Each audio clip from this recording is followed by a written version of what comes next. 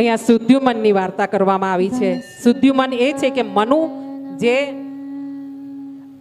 અને શ્રદ્ધા દેવી જે છે, મનુ ને શ્રદ્ધા દેવીને સંતાન નથી, એમણે યજ્ઞ કરાવ્યો છે. મનુને એમ છે મને પુત્ર થાય, શ્રદ્ધા દેવીને એવી ઈચ્છા છે કે મને પુત્રી થાય. આથી જે સ્વાહાકાર કરવા હોતા જે બેઠા છે તે બ્રાહ્મણ દેવથી ભૂલ થઈ છે શ્લોકમાં, અને એના કારણે અહીંયા ઈલા નામની પુત્રી ઉત્પન્ન થઈ છે. એ પુત્રીને અહીંયા વિશ્વામિત્રજીએ વશિષ્ઠજીએ યજ્ઞ કરાવ્યો છે.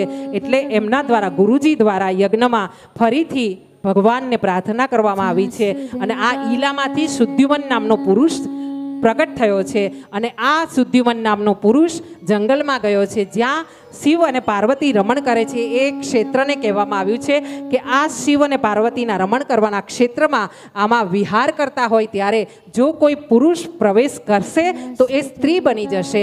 આ એમને વરદાન છે, આ એને શ્રાપ છે. એ જગ્યાને, એ જગ્યા પર સુદ્યુમન નામનો પુરુષ ત્યાં પ્રવેશ કરે છે અને એના કારણે તે પાછો સ્ત્રી બની જાય છે. આગળ જતા બુધ જોડે, ચંદ્રના પુત્ર બુધ જોડે એના લગ્ન થાય છે. એ ઈલા બુધ જોડે લગ્ન કરે છે, એનાથી પુરુરવા નામને પુત્ર થાય છે. એ પુત્રને ઉર્વશી જોડે લગ્ન થાય છે. અને આમ આ જે આખી કથા છે તે બતાવવામાં આવી છે. આગળ જતા